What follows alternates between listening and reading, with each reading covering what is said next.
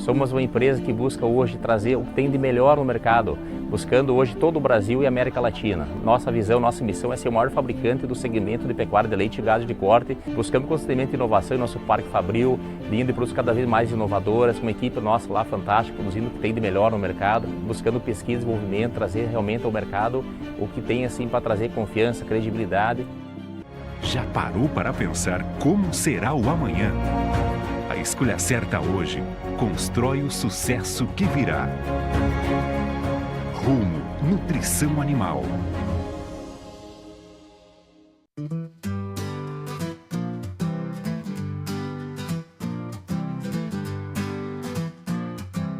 Boa noite. Hoje é 6 de julho de 2026 e está no ar o Conversa com Leite, nosso encontro de discussão da cadeia leiteira em seus aspectos técnicos, científicos e análises de mercado.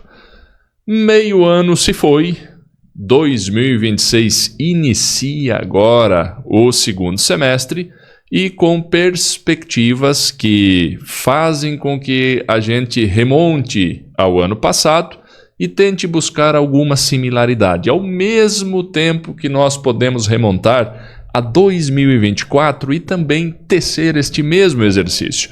E aí você poderia perguntar, Juliandro, mas o segundo semestre de 2024 foi diferente de 2025, bem como foi diferente também de 2023. Portanto, vamos viver um dia de cada vez, vamos zelar pelo nosso rebanho e olhar com bastante responsabilidade para as nossas decisões, tanto aquelas rotineiras do dia a dia, tanto quanto aquelas de impactos a médio e longo prazo, que são os grandes investimentos, esses que mais hora ou menos hora, sempre as fazendas leiteiras se confrontam com a necessidade. Preciso dar um passo além.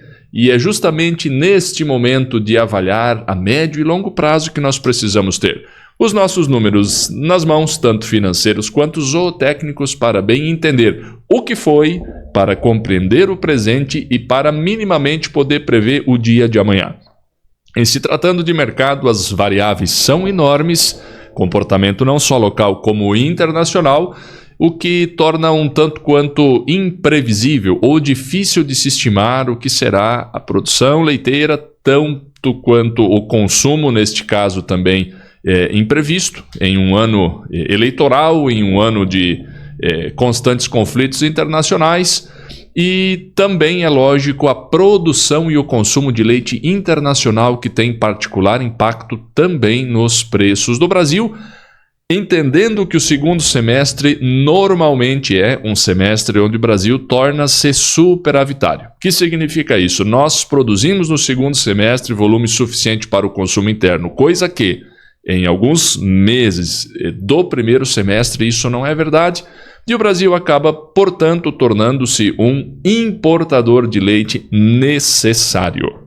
Muito bem, gente. Hoje eu tenho a grata satisfação de apresentar para vocês uma conversa que tive com um amigo de longa data, uma das pessoas que particularmente eu e boa parte do mercado leiteiro que o conhece tenho uma profunda admiração pelo seu pessoal, pela sua figura particular como ser humano e principalmente pela grandiosidade da sua história e seus feitos para a cadeia leiteira.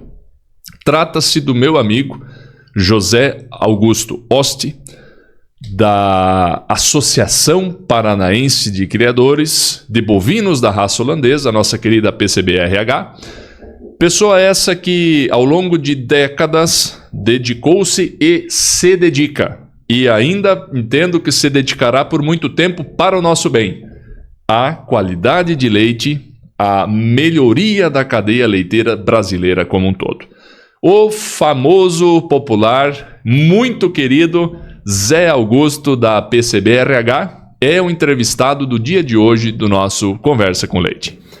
Hoje o Conversa com Leite tem a grata satisfação de receber esta figura, este profissional, essa pessoa de capital importância para a atividade leiteira, onde a sua história de vida se confunde com a história do leite da Associação Paranaense de Criadores Bovinos da Raça Holandesa, que é o meu amigo José Augusto Orsted.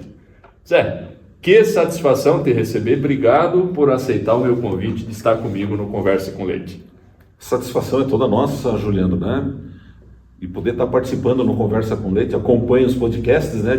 Chegou a minha vez também aqui, olha só que bacana. Coisa boa. Que maravilha, que bom. É realmente uma honra, pelo tanto que admiro o amigo. Agradeço pelas palavras. Estamos aí à tua disposição, aí vamos colaborar aí, interagir aí da melhor maneira possível. Vamos falar de vaca. Você é uma figura muito conhecida, pouca gente não ouviu falar ou não conhece do Zé Augusto da Associação. Isso. Mas um pouco da tua história, para quem eventualmente te conhece, mas não a fundo a tua trajetória no leite. Então, vamos resumir um pouco, porque ele é um caminho de mais de 50 anos, Juliano.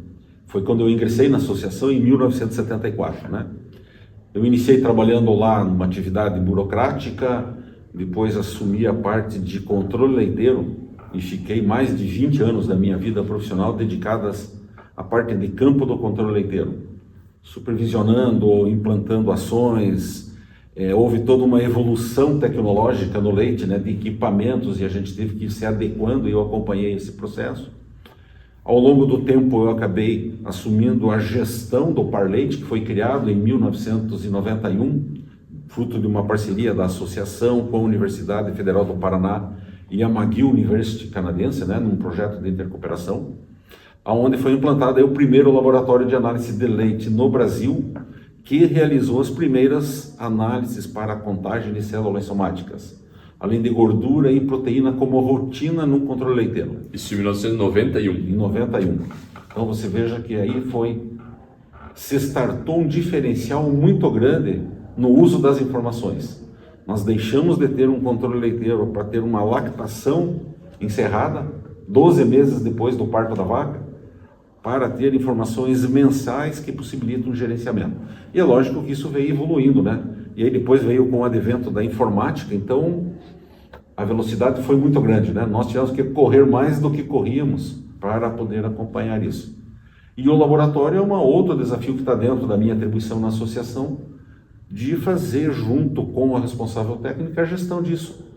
Hoje são 250 mil amostras de leite no laboratório. Destas, em torno de 130 a 140 mil são de vacas individuais, que é o nosso DNA de laboratório, é a amostra de vaca.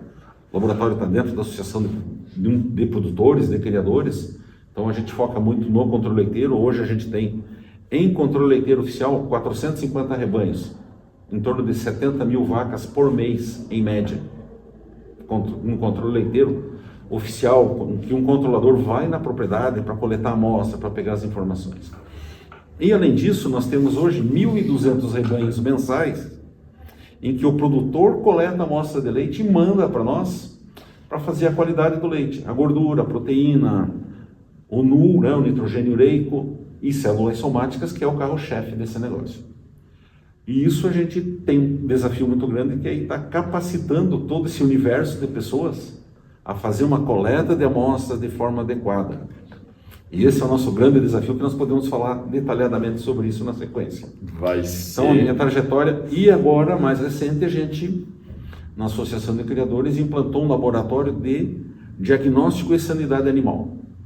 Iniciamos com um teste básico de prenhez do leite, né, com 28 dias numa amostra de leite, e você dá um diagnóstico com 98% de acurácia para prenhez.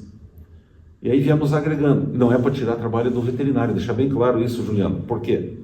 Na realidade é dar mais tempo para o veterinário cuidar das vacas problemas, né?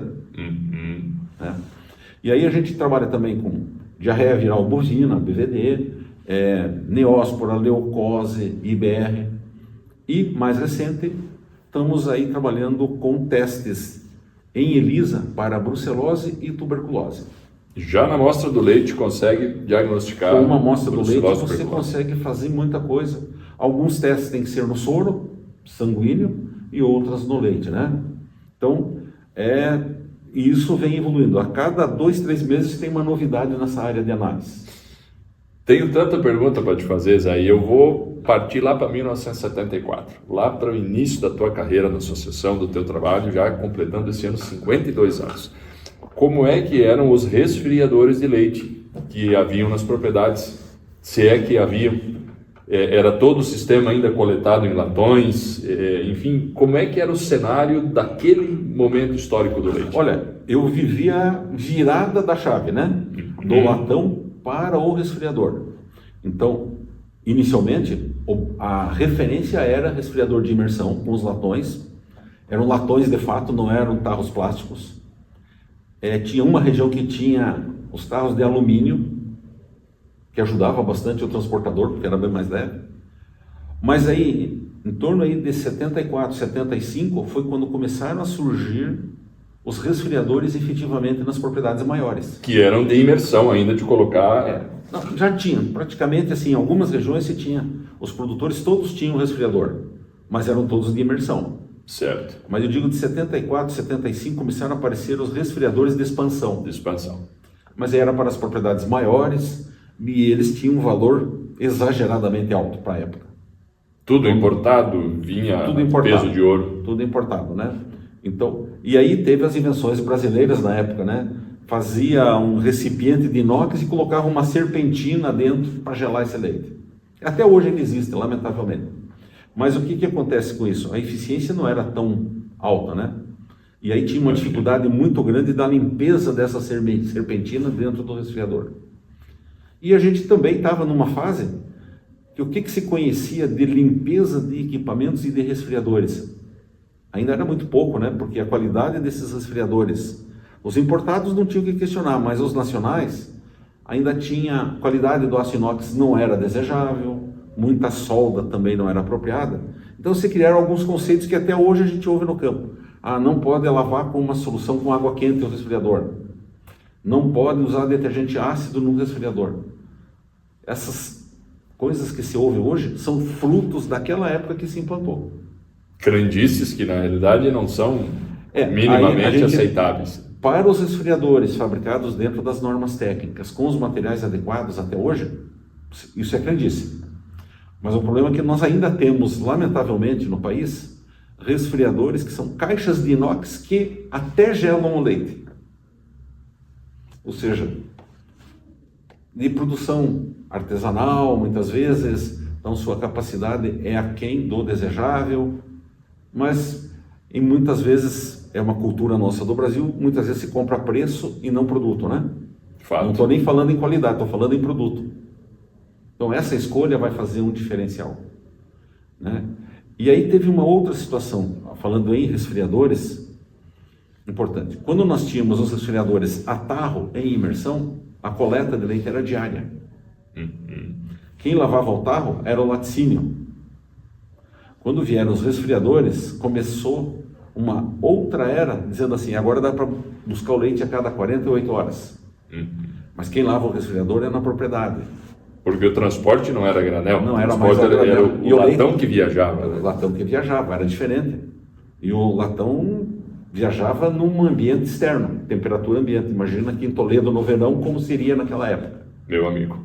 Não é fácil, desafio alto.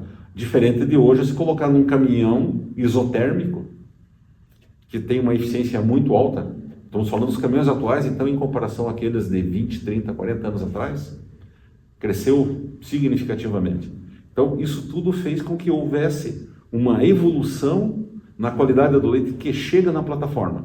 Porque nós perdíamos muito qualidade entre a propriedade e a plataforma da indústria, né, Júlia?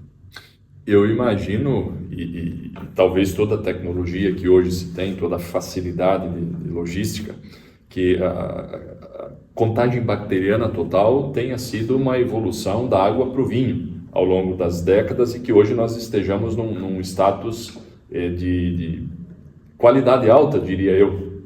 Eu digo que a mudança realmente foi da água para o vinho, para quem gosta de vinho, né? Mas eu te digo que hoje nós temos regiões que a mudança foi da água para o melhor vinho até. Olha só.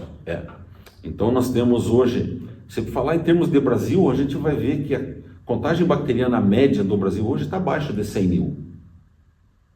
A legislação fala em 300 mil unidades formadoras de colônia, então teve uma evolução. Quando iniciou a legislação, a média de contagem bacteriana que nós falávamos, a gente falava em 1.300.000, 1.400.000. Se nós for ver, essa evolução foi num tempo relativamente curto, 10, 12 anos. Então, esse papel do conhecer, da qualidade dos equipamentos, a melhora do manejo desse leite na propriedade, os cuidados com a ordenha, com o resfriamento do leite, proporcionou isso. Outra coisa, a gente não pode esquecer, a indústria de produtos para limpeza evoluiu muito também ao longo desse tempo. Não é para citar nomes aqui, mas nós temos hoje os mesmos produtos que tem aqui, os produtos que a gente vê lá fora quando a gente viaja para fora. Então, isso é um bom indicativo. O que há de melhor em tecnologia está à disposição do nosso mercado. E a velocidade de conhecimento hoje é tranquilo, né? Então, eu só queria voltar num adendozinho. Por exemplo, uma curiosidade, sabia que o Brasil exporta resfriadores de leite para os Estados Unidos? Não fazia ideia. Olha aí, ó. Se outra pessoa dissesse, eu ia checar no Google. Então, eu chequei isso em loco, porque eu fiz uma viagem em 2024 para os Estados Unidos e fui convidado para visitar uma indústria de equipamentos, onde tem uma ex-estagiária nossa trabalhando lá com qualidade de leite nessa indústria. E aí ela estava me falando assim, resfriadores grandes nós produzimos aqui e mandamos para o Brasil. Em contrapartida, resfriadores menores a gente traz do Brasil para cá. Olha só. Fantástico, né? Então, a gente tem muita tecnologia embarcada internamente no país. Somos exportadores, nesse caso, de tecnologia. Lamentavelmente, a gente tem muita coisa sendo feita de forma não desejável, para não usar um termo improvisado. Bem brasileiro, né? Infelizmente. E lá em 1991, gostei muito dessa informação histórica, o primeiro laboratório que fez contagem de célula somática a nível de fazenda, melhor dizendo, a nível comercial, para fazendas mesmo. Para fazendas foi o laboratório da Associação Paranaense. Isso, no Parlente. Isso aí, lá de 91 para agora já são exatamente 35 anos. Exato. Em maio fez 35 anos. Qual a evolução da CCS nesse tempo? Nós estamos melhorando, estamos estagnados? Esse que é um dos critérios qualitativos, talvez dos mais complexos para serem consertados, né? Eu acho melhorados. Que é o maior desafio, sem sombra de dúvida, na pecuária leiteira, é a CCS, porque ela consome o recurso financeiro do produtor sem ele ver, porque a vaca vai baixando a sua produção até que chega num estágio que vira mastite clínica. E eu costumo dizer, quando é mastite clínica, deixa de ser problema, porque você tem que ter uma solução. O problema é enquanto ela está na fase subclínica que vem aumentando. Então nós temos que separar isso, no mínimo em 3 partes, a evolução das células somáticas, porque a gente tem um número de Brasil do Ministério da Agricultura que mostra a CCS crescendo lentamente, mas vem crescendo nos últimos anos. Vem piorando a realidade. A realidade não é muito boa. A que se deve isso? Eu acredito que uma parte disso é porque vem melhorando os controles, serviços de inspeções federal, estadual, municipal, cada vez mais trabalhando em busca dessas informações, fazendo com que os laticínios tenham amostras de leite sendo analisadas num laboratório da RBQL. Então, o nosso universo ao longo do tempo vem aumentando a medida. O número de então unidades que estão informando. A régua de pressão foi subindo. Mas aí quando a gente vem, por exemplo, para o estado do Paraná, o Paraná seguramente é um estado de excelência em qualidade de leite. Isso, aonde você vai, todo mundo reconhece isso. Então, a nível de estado, no controle leiteiro, por exemplo, hoje, a gente tem média abaixo de 300 mil. A média do estado do Paraná. Do estado do Paraná no controle leiteiro. de 400 e poucos rebanhos, 70 mil vacas. Do controle leiteiro oficial. Tá, essa é a segunda. Mas se você for olhar o termo do Paraná de uma forma genérica, a média é abaixo da média nacional. O Paraná estaria com o leite dele dentro da regulamentação da Instrução Normativa 7677, que é atual, que o limite é 500 mil. Tá, então, até aí nós estamos bem. Mas nós não podemos deixar que nós temos regiões no estado que têm células somáticas com médias abaixo de 200 mil. Tem regiões que estão com as médias... Não deixam nada a dever para qualquer lugar do mundo. Semelhantes à média da Europa ou da América do Norte. Então, assim, nosso país continental, de diferentes culturas, diferentes posicionamentos, diferentes sistemas de comercialização de leite, diferentes indústrias e destinação diferenciada, faz com que ocorra isso. Então nós temos regiões que têm uma pressão muito grande, com um pagamento por qualidade efetiva, com uma tabela de forma transparente, com qual é o preço base, quanto que se paga mais por qualidade, quanto que se penaliza o produtor por ter CCS alta. Na tua percepção com relação a esse tema, ele é um pouco, de certa forma, complexo, polêmico, eu até diria, mas é importante eu ouvir a tua opinião. Quando a gente fala que existe uma região que melhorou células somáticas que está a nível internacional, suponho que seja os Campos Gerais, a famosa bacia de Castro aí, que nacionalmente é tida e realmente é como a região que mais tecnicamente desempenha a atividade leiteira em quase todas as suas disciplinas. Isso é efeito do laticínio de quem compra o leite colocar uma política bastante efetiva em cobrança e pagamento por prêmio para quem evoluiu, ou parte antes disso da consciência do produtor em tomar essas medidas? Qual dessas iniciativas vem primeiro? A consciência do produtor em melhorar, ou isso é estimulado pelo laticínio que primeiro levantou essa questão e pagou? Na minha visão, não é o primeiro. Eu acho que os dois andaram juntos. A cultura do produtor de querer melhorar, de entender isso, pelo conhecimento e também pela ação técnica desenvolvida nessa região, e também pela quem compra o leite. Se nós pegarmos Campos Gerais, tem várias empresas atuando na região, mas o principal é hoje o pool que agrega as 3 principais cooperativas dos Campos Gerais lá. Ok? Então, eles comercializam leite não especificamente com marca própria no mercado. Quando nós olhamos lá que eles têm mais de 3 milhões de litros de leite por dia, o que eles comercializam no mercado com marca própria é uma fatia bem pequena disso. Né? Então eles têm uma comercialização de leite que não é o leite spot, é diferente. Leite spot é o leite que comercializa aí conforme sobra, conforme falta. Quem precisa faz. Não, eles têm contratos com outras empresas e ou vende o leite já cifado para outra empresa, ou já vende o produto, ou seja, é um outro modelo de negócio que eles constituíram. Para poder fazer a venda e ter valor agregado, eles tiveram que construíram um sistema de gestão de qualidade muito bom. Então, tem uma planilha de pagamento por qualidade, que ela se ajusta de tempos em tempos, porque quando se constrói uma tabela de qualidade, a gente tem que lembrar o seguinte: se todo mundo melhorar, vai estar todo mundo no preço máximo, ela vai implodir. Sim. Porque o mercado, nós temos que lembrar sempre que o mercado paga um X. Dali para baixo a indústria tem que construir como pagar isso. Então, à medida que a qualidade do leite vai evoluindo, se chegar todo mundo no topo, deixa de ser tabela de pagamento por qualidade. Então, eles têm um processo que de tempos em tempos eles fazem uma análise crítica dessa tabela e dizem assim: nesse item eu tenho que pagar mais e penalizar mais, ou vice-versa, conforme os padrões. Isso é para células somáticas, contagem bacteriana, gordura, proteína e assim por diante. Né? Então, é importante a gente dizer assim, o papel muito importante, que tem uma solidez muito grande, é a transparência do processo de pagamento por qualidade. O preço base é sempre o mesmo, tem uma referência, né, que é o mesmo preço, mas é da mesma fonte, e aí você trabalha em cima disso com os valores. Outra coisa que eu acho que é extremamente importante nisso é assim, não tem negociação de nenhum valor com nenhum produtor, independente se é um produtor bem pequeno ou é um produtor de 15 vacas ou um produtor de 1.500 vacas.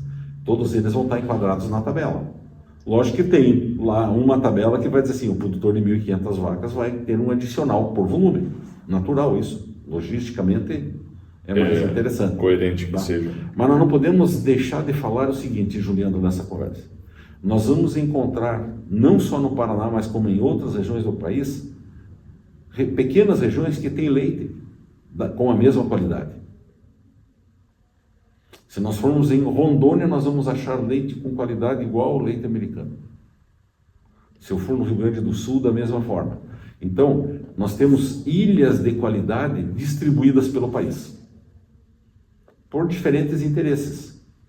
Às vezes é uma empresa que tem um produto diferenciado, às vezes é um grupo de produtor que passou por um processo de capacitação através das diferentes instituições que referenciam o ensinamento, levam o conhecimento, levam a capacitação ao produtor. E temos leite de qualidade a melhorar, né? Eu não gosto de dizer que tem leite ruim, é qualidade a melhorar, também em todo o Brasil. Tá? Então, é um cenário bastante... qual que é a palavra correta para te falar aqui? Então, esse cenário, ele tem uma distribuição que parece uma curva de Gauss, né? Você tem um extremo muito bom, tem a média e tem outro extremo a melhorar. Muito heterogêneo. Muito heterogêneo. Estes resultados podem ser obtidos, eu entendo, por qualquer nível de produtor em número de vacas. Muito bem, você cita 15 vacas ou 1.500 vacas, ambos podem estar bem ou podem estar mal. E também regionalmente, o senhor cita o Rio Grande do Sul, Rondônia, de norte a sul do Brasil existem essas ilhas, essas condições. Qual a movimentação, também dentro da tua percepção, que talvez como poucos entendem no Brasil sobre célula somática e qualidade de leite, qual a movimentação necessária para que este resultado passe a ser progressivamente melhor de agora para frente? Pensando que os resultados dos dados atuais mostram estagnação ou até pior. São os laticínios tomando essa iniciativa de realmente ir para o mesmo lado, puxar tabelas coerentes e conhecidas sobre pagamento e qualidade, ou a movimentação dos técnicos, das empresas de fomento, enfim, conscientizando o produtor para que ele inicie esse processo de melhora sem esperar o pagamento? Qual dessas duas grandezas precisa assumir essa responsabilidade de levar para um número menor, uma situação melhor no Brasil? Bom, antes de tudo, eu acho que é comprometimento de toda a cadeia. Todos têm que querer. Todos têm que querer. Enquanto só um quiser, não vai adiantar. Enquanto nós tiver um laticínio pressionando um produtor aqui a melhorar a qualidade e tem o outro comprando o leite desse produtor sem nenhuma cobrança, vai ser difícil nós melhorarmos. Essa é uma realidade que você conhece tão bem quanto eu. Então, o que a gente vê? Por outro lado, a gente tem no país, hoje, na nossa matriz de lácteos, o que é? Quais são os principais produtos comercializados? Leite UHT e queijo mussarela. Né? O nosso país não é consumidor de queijos nobres, como é na Europa. Os queijos, né, de maior valor agregado maior. Então, isso também acaba sendo um dificultador para nós exercermos uma melhora de forma ampla e de forma rápida. Então, ela vai acontecer, mas de forma bem mais gradativa. À medida que os produtores vão crescendo, essa conscientização vem naturalmente pelo produtor. Porque ele começa a entender no negócio dele que células somáticas alta é sinônimo de baixa rentabilidade no negócio dele. Sim, sim. Né? Quando nós estamos lá com um resfriador com 500 mil células, pelo menos de 5 a 6% do leite a vaca deixa de produzir só em função dessas células somáticas. Então, isso é um desafio muito grande. É uma perda financeira imediata que acontece. Imediata. Seria muito bom se a vaca cobrasse isso do produtor, sabe, Juliano? Dissesse assim, ó, você tem que me dar R$1 aqui porque eu, ao invés dela baixar o leite. porque daí o produtor ia ter que pôr a mão no bolso. Mas ela vai baixando isso lentamente e torna-se imperceptível essa queda de leite. Essa percepção é mais dificultosa para aquele que não tem o conhecimento. Então nós temos que ter um envolvimento, por isso que eu falei no comprometimento de todos. À medida que tem uma demanda do consumidor na ponta por produtos melhores, a indústria vai ter que correr atrás de matéria-prima melhor. Consequentemente, na ponta, o produtor vai ter que responder a isso. Agora, me permite, eu tenho que fazer um comentário sobre isso. Todo o cenário de melhoria da qualidade do leite, na minha visão hoje, com toda essa experiência de tempo, o produtor reage se tiver um sinal claro dessa evolução, que isso vai se traduzir num benefício para ele, seja no valor final do leite, em alguma coisa. Tá? O que a gente tem ainda e precisamos construir é isso, essa percepção de ganho na qualidade do leite. E como nós estamos num país que, queira ou não, nós temos, a nossa cultura é mais capitalista, o dinheiro acaba contando mais alto. Então aquilo que a gente deixa de receber de forma subjetiva, nós não contabilizamos.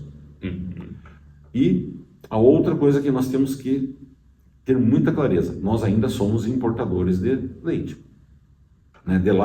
Seja leite em pó, seja independente do produto que vem. Então, enquanto nós somos importadores, significa que tudo aquilo que nós produzirmos, independente da qualidade, vai comercializar, vai ter mercado. Então, essa é uma chave que aí a gente vai ter que começar a trabalhar. Lógico que tem todo o impacto negativo de importações de países que subsidiam leite que chega aqui num custo menor do que o nosso custo de produção. Isso é um desafio maior e que está fora do controle do produtor. É muito mais institucional, governamental, do que ligado ao produtor. Por isso que muitas vezes a gente se critica a importação, mas a gente tem que responder assim: se não importar leite, como que vai abastecer o mercado? Hoje, se fôssemos falar de um cenário de volume que já colocasse o Brasil numa condição de superavitariedade, tá? Sobrando leite, podemos vender. Sem colocar a questão custo nesse raciocínio, mas sim a questão qualitativa. Nós teríamos dificuldade nas médias do leite brasileiro hoje de achar mercado? Quem quisesse comprar nossa CCS, nossa CBT, nossa gordura e proteína?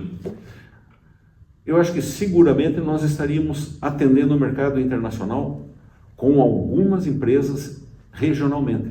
Aquelas ilhas no meio do Brasil. Essas ilhas que tem no Brasil estariam atendendo esse mercado. Sairiam na frente e iriam ganhar muito dinheiro, teoricamente. Tá? Então, é assim, é uma preocupação se a gente falar em termos de Brasil como um todo, não. Não, entendi. Mas, pontualmente, muita gente iria comercializar e teria leite no mesmo padrão que tem na América do Norte ou na Europa. Então, esses não teriam problema. Vai ter uma questão, como você bem falou, custo, né? Nós vamos estar competindo com países que têm custo de produção menor que o nosso no mercado internacional. Mas aí tem todo um problema de conjuntura interna de país, de tributação, custo de produção, logística, uma série de coisas. Custo do dinheiro, o que aí são, né? É você fazer um investimento para produzir leite num resfriador de qualidade. Quanto custa o dinheiro para comprar esse resfriador?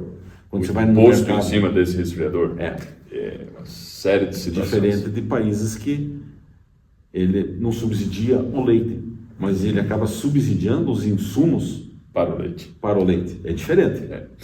E um ponto agora interessante que envolve qualidade de leite e envolve também eficiência, enfim, custo, precificação. Como é que nós estamos evoluindo na questão sólidos? Gordura, proteína, que sem dúvida nenhuma qualifica melhor o produto e dá condições, não somente pensando em exportação, mas pensando em rendimento industrial para o mercado interno, um leite com mais sólidos. Estamos crescendo nisso? Estamos aquém dos principais produtores e exportadores mundo afora? Como é que nós estamos posicionados? Nós vivenciamos ao longo dos últimos anos, inicialmente não se dava valor aos sólidos, mas vamos dizer assim, nas últimas 3 gerações de animais, pelo menos, que devem ser aí em torno de 8 anos, 9 anos, tem essa preocupação de sólidos. Mas aí eu acho que nós temos duas vertentes que fizeram com que os sólidos viessem evoluindo no Brasil. Nós temos a vertente da genética, que vem sendo trabalhado de forma muito forte. Aí o Dr. Altair já esteve com você, já falou bastante disso, eu não preciso replicar. Sim. Um grande abraço para ele, inclusive. Mas tem o papel aí da nutrição, muito forte. E a nutrição, eu vejo que a nutrição fez um diferencial na evolução de sólidos. Porque com a nutrição você conseguiu extrair o potencial que as vacas já possuíam. E que você não tirava delas. Só que veio muito mais leite junto, né? Veio. Né? Melhorou tudo. Então, houve uma melhora significativa. Quando eu falo de nutrição, começa da qualidade da silagem lá, né? Nós saímos de uma tarupe para fazer silagem, né? Hoje, com as automotrizes, que você diz quantos milímetros eu quero de partícula, eu quero que você faça um cracker lá no grão. Tudo isso tem efeito direto. A qualidade do pré-secado, poxa vida, o quanto evoluiu. Então, isso tudo possibilitou. E aí o trabalho do concentrado, de uma maneira geral, né? Hoje, os macro, micronutrientes, aí não é minha área, aí é tua área, tá? Mas aí a gente sabe o quanto evoluiu e proporcionou aquilo que a gente sempre dizia assim, nossas vacas estão produzindo tudo aquilo que elas têm de potencial genético? A gente sabe que não estavam. Hoje... um passo à frente, já melhorou muito mais à frente. Tanto é que se a gente olhou, eu vivenciei a época que a média do controle leiteiro das vacas era 18 litros por vaca, né? Chegou em 30, poxa vida, agora estamos bem. Nós estamos vendo rebanhos em controle leiteiro com médias de 50. 3 ordenhas, todo um sistema. Então, aí é uma somatória. Não adianta ter genética que não vai produzir. Não adianta ter só nutrição se a vaca não tiver genética. Então, isso tudo fez com que houvesse uma evolução. Lógico que aí você tem em paralelo, ocorrendo um investimento necessário para você colher esses frutos, né, Juliano? Porque senão, o investimento que eu digo assim, a nutrição tem que fazer para vaca boa ou para vaca ruim. Ela vai comer proporcional. Então, o custo por vaca acaba sendo semelhante, ok? Sim. Então, por litro por vaca, né? Então, a gente tem que estar realmente trabalhando nisso, mas eu ainda acho que nós não alcançamos o potencial final das nossas vacas. Com a genética já estabelecida, que temos com aí, a genética podemos ir mais longe. Com a genética e com a nutrição, tá?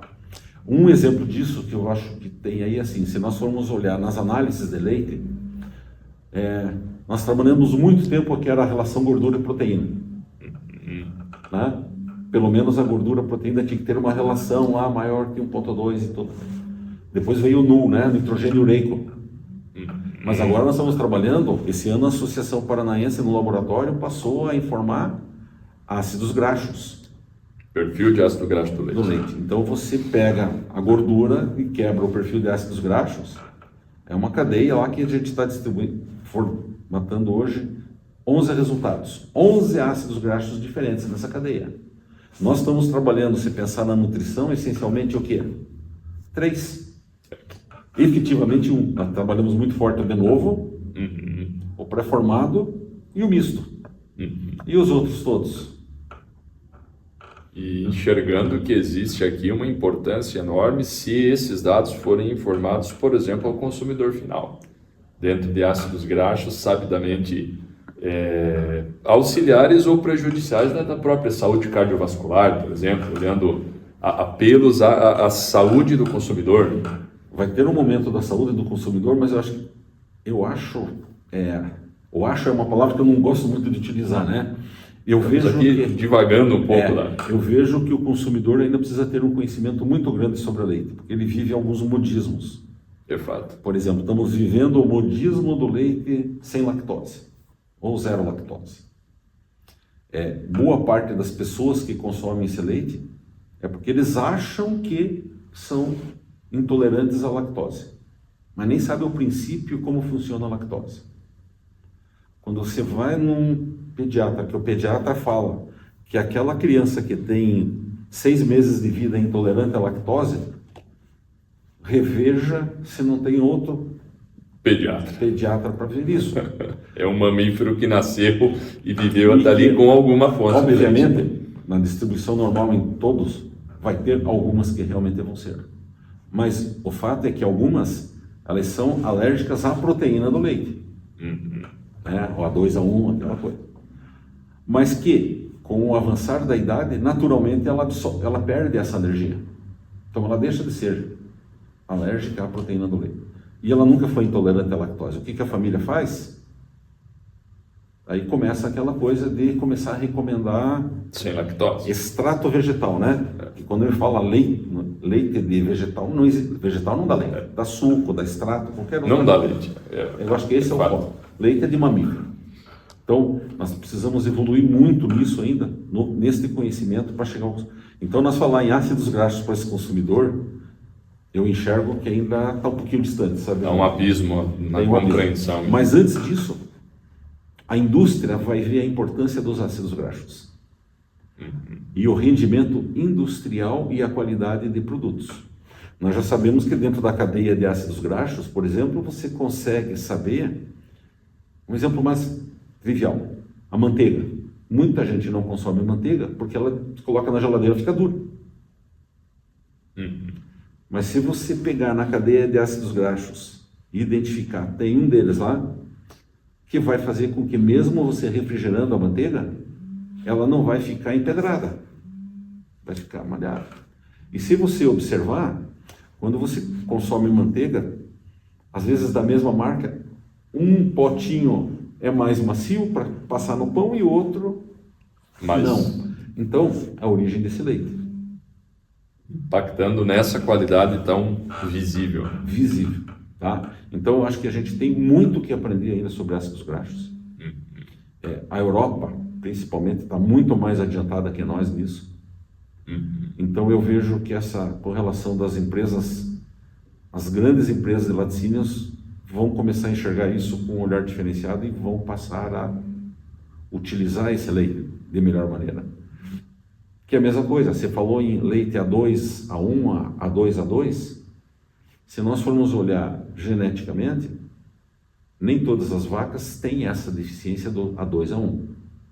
Né? As raças zebuínas é A2, A2, naturalmente. O Jersey, o holandês hoje é crescente, porque você pega as provas de touros, a maioria dos touros comercializados já são A2, A2. Então, mais algumas gerações rápidas, isso vai ser o padrão. Passa a ser o padrão. Então, deixa de existir. Tanto é que você vê que no próprio mercado consumidor, esse leite A2, A2 vem engatinhando, né? Ele não explodiu como um zero lactose da vida. Tá? Então, tudo isso vai fazendo efeito. Agora, o importante, nós entramos nesse assunto, que é uma curiosidade. A lactose, no Brasil, as empresas se utilizam da condição de adicionar lactase no leite para anular o efeito da lactose no organismo humano. Mas quando você vai, eu tive a oportunidade de visitar uma indústria nos Estados Unidos, que ela extrai a lactose do leite. É realmente extraído. Esse é zero lactose mesmo. Esse é o zero lactose. E aí ela comercializa a lactose, que ela pode ser usado, e é usado, né, muito na indústria farmacêutica, na indústria da alimentação. É um excelente recipiente para a indústria farmacêutica. E aí essa indústria que eu fui era uma cooperativa de produtores. O produto principal deixou de ser o leite e passou a ser a lactose. Interessante. Pelo valor agregado dela. Nem a gordura e nem a proteína. Não, a lactose. A lactose.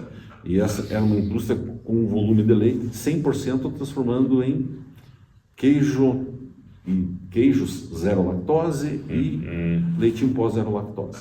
Então, esse é um mercado que o Brasil ainda vai viver ele, né? Nós estamos aí numa fase agora de viver o aproveitamento do soro do leite, né? Sem dúvida. Que é um grande, né, mercado que tem aí. Então, essa cadeia de lácteos, ela vai ter ainda aí nos próximos anos uma movimentação significativa. E eu vejo que o produtor que estiver alinhado com qualidade e com produção de sólidos, vai colher frutos lá na frente. Não vai colher amanhã. É fato. Falta muito para o Brasil passar a comprar quilos de sólidos ao invés de litros de leite. No teu sentimento com relação a isso, entendendo o modelo que hoje a Europa já faz, os Estados Unidos progressivamente fazendo, comprar quilos de gordura, quilos de proteína, de repente lactose. Se nós falarmos em termos de Brasil, falta muito. Mas se nós falarmos em regiões, eu vejo que e a gente já ouve movimentos de diferentes regiões do país, de indústrias, trabalhando já, fazendo contas e assim, poxa, e se eu passar a comprar sólidos ao invés? Aí tudo vai estar no quê? Qual que é a matriz da indústria? A matriz vai ser trabalhar com um produto concentrado? Aquele que vai trabalhar com leite fluido... Jamais vai comprar sólido. Eu não diria jamais, mas assim, vai ser o último a entrar nesse negócio. Mas aquele que está trabalhando com queijos finos mais ainda, né? Ele vai querer mais sólido, vai querer mais caseína, com certeza. Aquele que está lá na linha dos cremes e coisa vai querer mais gordura. Aquele que está no pó vai querer sólidos de uma maneira geral. Então, não dá para citar nomes, mas em diferentes regiões do Brasil, não é só no Paraná. A gente já ouve iniciativas aí, conversando com os amigos, um técnico aqui, outro ali. Ô, Zé Augusto, como é que seria um pagamento por quilos de sólidos? Vai ser por gordura, vai ser por quilos de proteína? Como que vai ser isso lá na frente? É um futuro não muito distante, eu imagino que já vão haver projetos pilotos assim. Porque se nós olharmos no mercado canadense ou norte-americano, que eu conheço um pouco mais sobre a questão de compra por sólidos, a gente visualiza ainda que até agora a mesma indústria tem os dois modelos dentro dela. Compra volume de leite e compra sólidos. Aí o produtor que vai ter o leite para atender A ou B e a partir daí tomar essa decisão. No Canadá tem a Federação dos Produtores de Leite, que compra o leite e revende a todas as grandes players do mercado do leite que tem no mundo, que estão lá. E aí a mesma coisa. Esse perfil de leite aqui é para vender por quilos de sólidos.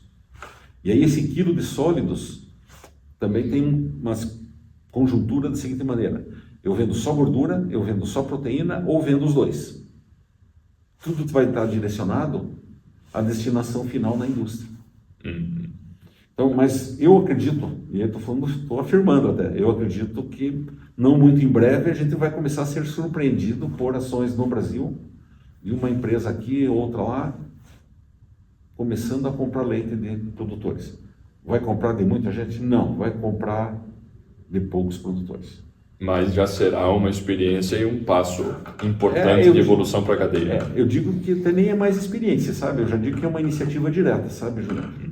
Efetivo, sim, porque hoje a gente tem o conhecimento, a gente tem tecnologia, a gente tem uma qualidade de informações do leite produzido de tal magnitude que permite fazer isso já, com segurança.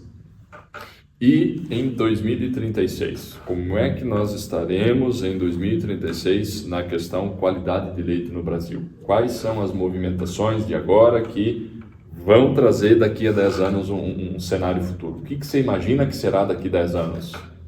Você vai perguntar os 6 números da Mega Sena na próxima, né? Essa é a última pergunta. Porque é algo muito parecido, né? Porque o nosso país, ele tem uma conjuntura de mercado que ela sofre muitas ações. Sofre ações políticas, não só do nosso país como de outros, pela situação que eu já te falei. Como nós acabamos importando leite, então conforme tiver essa estabilidade de valor de leite mundial, nós vamos estar inseridos nesse meio, com mais ênfase ou menos ênfase. Tá? Mas seguramente eu vejo que nós vamos estar bem mais evoluídos em termos da qualidade, a palavra qualidade é genericamente falando. Nós vamos começar a visualizar um número menor de produtores do que aqueles que nós temos hoje, isso sem sombra de dúvida. Nós vamos ver os grandes produtores cada vez mais grandes, né? E vamos ter aqueles produtores familiares que vão continuar na atividade com mais qualidade e talvez com uma melhor condição de vida com o uso de tecnologia. Né? Então, se a gente for ver hoje, o grande desafio é reter no mercado aquele produtor que está passando de 50 para 70 vacas em lactação. Especificamente essa faixa. Mais ou menos, com uma variação um pouco mais, um pouco menos. Por quê?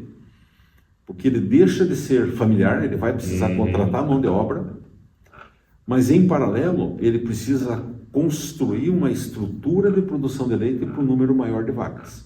Ele precisa investir na propriedade, ou às vezes ainda tem que ter área para isso. Então esse produtor é o que está sofrendo a maior pressão já hoje. Porque quem tem um funcionário não tem nenhum, né? Aquela prática normal, quer dizer, ele sai, vai embora, entra de férias e o produtor acaba tendo que absorver. Então, esse é um desafio. A outra é um produtor investir em instalações para ter um volume de vaca, mas ele não vai investir numa instalação para ter 70 vacas, ele vai ter que investir para 100, 150 vacas. E isso custa. E o dinheiro é muito alto. Voltamos à origem do dinheiro. O dinheiro para pôr lá, ele tem um custo muito alto hoje no Brasil, né? Sem dúvida. Se nós formos olhar a nível de mercado, não tem um dinheiro como já teve no passado, né? Nós tínhamos juros com carência de 3 anos, juros de 5% ao ano. Era uma situação que permitia fazer investimento. Hoje não tem isso. Então, esse vai ser o limitador. Por isso que a gente observa claramente, todo ano o Brasil perdendo aí, varia de 5% a 8% o número de produtores. Preocupante, mas é o cenário. Só que esse é um modelo que aconteceu nos outros países. Isso já aconteceu na Europa, aconteceu na América do Norte, o Canadá tem uma situação diferente. Se nós for ver o número de produtores dos Estados Unidos hoje comparado com 50 anos atrás, é muitas vezes menor. Só que o volume de leite nas plataformas cresce, como aqui no Brasil da mesma maneira. Todo ano sai 5% de produtor, mas o nosso volume de leite na plataforma das indústrias continua crescendo. Então é assim, nós temos um movimento. Esses animais que estavam produzindo leite na propriedade que parou, eles foram para uma outra propriedade que continua produzindo. E além disso, a gente agrega a melhora da atividade no sentido da produtividade das vacas que vem aumentando, né, em cima do que a gente já falou. Melhoramento genético, melhoramento nutricional, conforto, bem-estar para as vacas, né?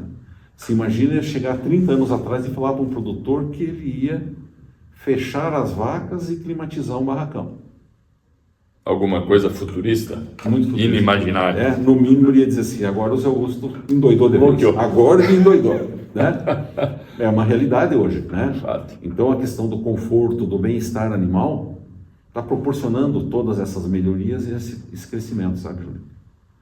Então, muito bem. Eu tenho um olhar para frente ainda otimista. Vamos continuar com pessoas dizendo assim, o leite é ruim? Se fosse ruim, de fato, não tinha leite. Há muito já não se estaria alimentando. E, finalizando isso aqui, essa conversa, que eu vejo assim, a tecnologia está fazendo com que o jovem queira ficar na propriedade. Porque hoje você vai na propriedade, você tem lá um programa no computador para gestão dos rebanhos, para controle, você começa a ter equipamentos informatizados, né? Podemos chegar num robô de ordenha? Podemos, mas pelo menos assim, você já tem um vagão forrageiro automatizado, com balança eletrônica. Então, isso é uma coisa que aquele produtor tradicional não tem o conhecimento para absorver isso. Mas o filho dele, quando vem, retorna para a propriedade, tem. Vê o diferencial e diz assim, poxa, familiariza com aquilo. Ele passa a ter um papel importante na atividade. E talvez isso faça com que ele diga assim, poxa, eu não vou ser um tirador de leite, vou ser um produtor de leite. Que é muito grande essa diferença. Sem dúvida nenhuma. A nossa conversa, Zé, nós vamos ter que continuar ela pelo menos em uns 2 episódios futuros. Tem que ser uma trilogia para a gente poder ouvir de você e tantas outras perguntas que eu ainda tenho a lhe fazer, mas a hora passa e já estamos chegando aí a 1 hora de programa. E gostaria, antes de te agradecer as palavras, a participação conosco, que você deixasse uma mensagem final para os produtores, para os técnicos que estão nos ouvindo hoje e vão nos ouvir no futuro aí no YouTube, do nosso Conversa com Leite. Bom, eu sou uma pessoa que acredita no leite. Eu acredito no leite e da mesma maneira eu vejo que tanto o técnico quanto o produtor, à medida que eles fizerem o seu papel na tecnologia e na produção, vão colher frutos. Eu vejo que esse é o nosso cenário. Nós temos deficiência em leite no país, então nós precisamos não só do leite atual, como de mais leite. Então, tudo aquilo que nós investirmos para produzirmos mais, com qualidade, o mercado vai absorver de braços abertos. E o nosso negócio vai prosperar sempre. Nosso negócio vai continuar indo em frente. Maravilha. Zé, Tá bom. Obrigado. Fico à disposição. Sou fã do teu trabalho, da tua história, e você contribuiu e contribui muito para a cadeia paranaense e brasileira do leite. Obrigado pelas palavras, Juliano, e conte conosco, continuamos a conversa noutra oportunidade. Maravilha. Obrigado. Muito bom falar contigo. Valeu, gente. Até mais. Pessoal, um abraço. Tchau. Muito bem, Zé. Obrigado, cara. Realmente, te ouvir sempre é uma aula. A forma tão direta, objetiva e sábia com que o senhor desenvolve os raciocínios e sempre de forma muito gentil, muito amigável, acaba colocando os conceitos, a realidade, a sua história e a história do leite, sempre traz profundos ensinamentos. E o mercado de leite como um todo, a produção de leite como um todo, não só do Paraná, mas do Brasil, precisa muito da tua sabedoria, dos teus serviços, porque os desafios que sempre nortearam a cadeia do leite, eu entendo que quem tem um pouco de vivência, um pouco de história do leite, não encontra período passado em uma eventual linha de tempo onde o leite foi fácil. Sempre ele foi recheado de enfrentamentos, de desafios, mas é isso que nos instiga, é isso que nos impulsiona a enfrentá-los e enfrentá-los com grande afinco, para que dias melhores sempre sejam construídos, e é essa positividade, essa busca por um algo mais no amanhã que move a evolução. E parte da evolução que se tem, não tenha dúvida o senhor, se deve a muito da tua dedicação até então e do teu trabalho, que queremos, ao longo aí das próximas décadas, continuar contando.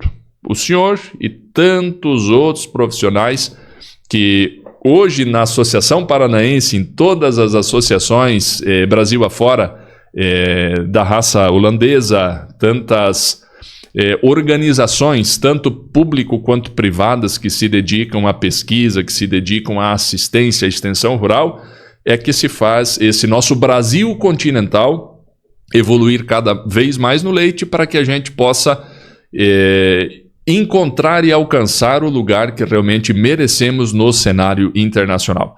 Muito bem, Zé, Deus abençoe muito tua carreira, tua família, e com muita saúde continue sempre do nosso lado, porque precisamos do teu trabalho, do teu esforço, bem como de tantos outros amigos que temos nesta caminhada da evolução do leite aí nas mais diferentes frentes, seja iniciativa privada, seja iniciativa pública, na extensão rural, na pesquisa.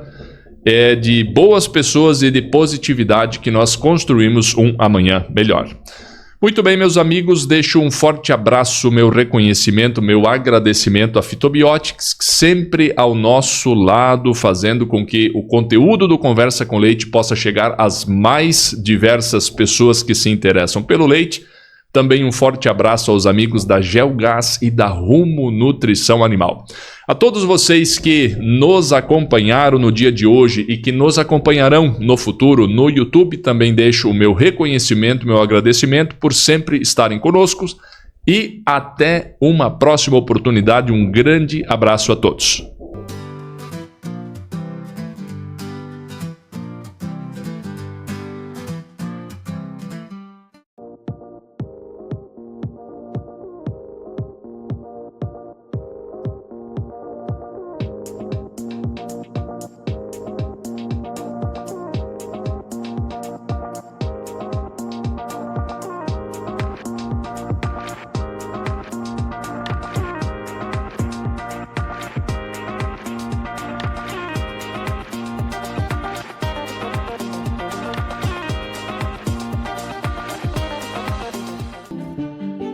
Somos uma empresa que busca hoje trazer o que tem de melhor no mercado, buscando hoje todo o Brasil e América Latina. Nossa visão, nossa missão é ser o maior fabricante do segmento de pecuária de leite e gado de corte, buscando constantemente inovação em nosso parque fabril, linha de produtos cada vez mais inovadoras, com uma equipe nossa lá fantástica, produzindo o que tem de melhor no mercado, buscando pesquisa e desenvolvimento, trazer realmente ao mercado o que tem assim para trazer confiança, credibilidade.